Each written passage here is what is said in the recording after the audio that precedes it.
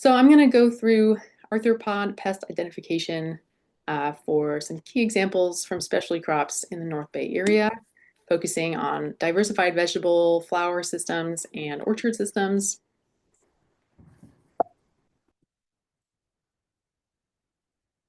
Okay, so these are the three arthropod pests that I've been asked the most about in the last 2 years since I began this position. So on the top right, we have cucumber beetles, both spotted and striped. Spotted seems to be more of a problem in our area, but they're both here. And the bottom left, or the bottom right, we have codling moth, which we talked about already a bit, but we're going to get into more detail. And bottom left, we have some phylums. So cucumber beetles, they unfortunately have a wide variety of annual crop hosts. They're about a 1/4 inch long. They come in spots or stripes. They're either greenish yellow with black spots, or they've got alternating black and yellow stripes. They can sometimes be confused with beneficials, which we'll talk about in a second. So here's some more examples of cucumber beetles. So we have striped and spotted. I think it's helpful just to see like a lot of different photos of a specific pest. I kind of feel like I have to see it from different angles or in different situations. And then for me, that helps me remember a little bit better. So how would we describe this bug? We've got long antennae, they're dark. Cucumber beetles have a black head. They have a green or yellow thorax, and they have 12 black spots for the spotted cucumber beetles. And we're going to focus on the spotted ones because they are a lot more prevalent here than the striped. And like I said, they can be confused with other bugs. So, more than once I've had a grower or farmer ask me, is this a ladybug? I'm not really sure. So they can be confused for the ladybird beetles that have yellow coloration too. So just be aware, these are totally different. And some of the things that distinguish them, ladybird beetles, they're a lot rounder. They have much shorter antennae, almost not even visible. They're really small antennae. Um, Different types of spots. The spotted cucumber beetle spots tend to be pretty symmetrical on either side. And there's 12 of them. They have that greenish yellow thorax, etc. Okay, so here we've got cucumber beetles on the right and lookalikes on the left. And their damage is pretty intense in the field. So, you can see on the far left, they go after all sorts of different types of flowers. Unfortunately, they cause kind of like this skeletonization of flowers and leaves. On the far right, we've got cucumber beetle damage on pumpkin leaves. And then they also feed on fruit. So they'll feed on melons, cucumbers. They really like sort of the shady side of fruit where it's a little bit more, the environment's a little bit nicer for them. It's not as intense with heat, in the summer. So sometimes they'll kind of hide on the shady side of melons. And like I mentioned, I'm doing a really big, thorough cucumber beetle IPM presentation that I'll put on my YouTube channel very soon. But in the meantime, if you'd like more information about identification, monitoring, integrated pest management strategies, you can check out these 3 resources, among many others. This is what I'm pulling for a lot in my future presentations. So, of course, the UC IPM website has a ton of information. There's also a really nice ATRA article shown here at the bottom right that goes into cucumber beetle IPM. And we have research updates as well that have some nice introductory information as well in the beginning about cucumber beetle IPM as well from UC Cooperative Extension. Okay, so jumping over to some phylums now. They also have a wide variety of annual host plants, which is part of why I hear about them a lot. They are elongate white myriapods. So they look like centipedes. They're sometimes called garden centipedes. They're centipede-like arthropods, but there are some important differences. So symphylans have these really long antennae again. They're about 1/2 inch long or smaller. I would say usually they're smaller than that. And when they're fully grown, they have 11 to 12 pairs of legs. And they're this like white, sort of translucent color, pretty uniformly like white, pale whitish. And you contrast that to a bunch of lookalikes. Mainly here we've got different types of centipedes, but also a millipede in that top photo. So these are not symphylans, and we can see these guys have a lot more legs. Their bodies look different. They're longer. They're not that sort of like pale white, translucent color. So, you might see all of these guys out on your farm or in your garden. So it's important to be able to tell the difference because some violence can cause a ton of damage.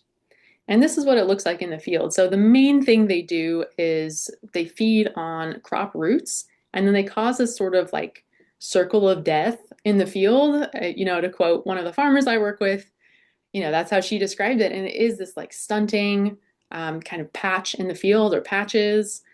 So this is pretty characteristic of symphylan's damage. And it's tricky because they live underground. So once you start to see symptoms like this, it's kind of too late in some way, to some degree. So you want to try to catch them early if you can, and you want to be able to identify them and distinguish them from other types of soil-dwelling arthropods.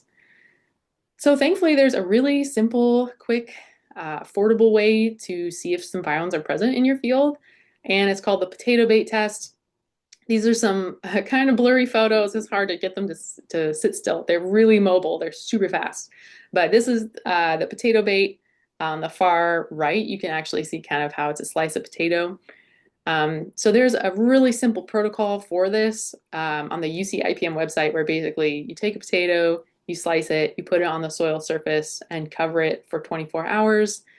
You want the soil to be a little bit moist in order for this to work well. And then you come back and you see if there are some filings on your potato bait. So if you want to learn more about this pest, you can see this recording on my YouTube channel for more information. That test I just described in like way more detail, I go into each of the steps, but you can also just see the integrated pest management UC IPM website as well for that monitoring strategy, but also lots of other IPM strategies for how to deal with them. Okay, and last but not least, we have codling moth. So this is probably the top insect pest in apples in Sonoma County and the North Bay area in general. So like Cindy mentioned, they also can be found in pears and walnuts, but I work mostly with apple systems, so this is where they come up the most.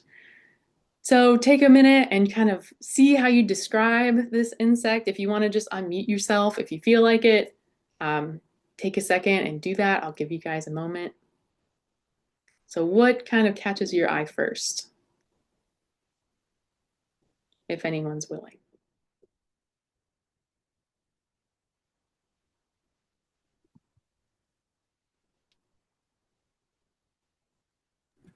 They look kind of ashen, like they're dead.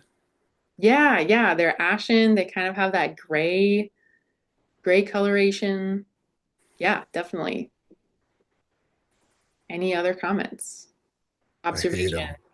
I Yeah. hate them. Not a fan. Mm-mm. Yeah, so and they have these long antennas, so they're kind of like long, wispy antenna. And the really key thing is they have this darker coloration that's kind of coppery on the end of their wings. So, yeah, ashen, mottled gray and brown. They have this tent-like wing shape, so that kind of helps distinguish them, like shape-wise of their bodies. They have long antenna. They're about half-inch long to three-quarters inch long. And most importantly, in my opinion, they have this dark brown coppery markings on their wingtips. So that really, to me, seems pretty characteristic and really sets them apart from other types of moths you might find. I also threw this in here because I think it's important. So their prepupa look like this. So they're white or pinkish worms and apple and pear fruit and walnuts. So if you actually cut into the fruit, and Cindy showed some photos of this earlier too, you can find these guys hiding in the fruit. And so they're kind of white or pink, they're wormy, and they have brown heads. So here's a quick look-alike. So this is the oriental fruit moth, not cowling moth. We see that it totally lacks that coppery marking on the wingtips. So just one example of a look-alike. Do they always burrow into fruit, or can they burrow into the ground for the to lay their larvae? Yes, all of the above. Yeah. Um, Unfortunately, they go into fruit. They also overwinter in the soil. So Okay. yeah, they're really mobile. Great question. So here's some more photos. So the one on the left is from the UC IPM website, but then the ones on the right are photos that I took of codling moth. So you can't see him right now, you just see his hands, but this is local apple grower Dave Hale.